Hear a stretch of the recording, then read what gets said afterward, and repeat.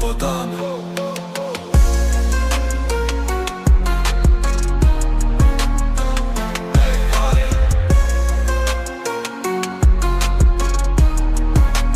Trebam spremit ručak, ali ko će se dić?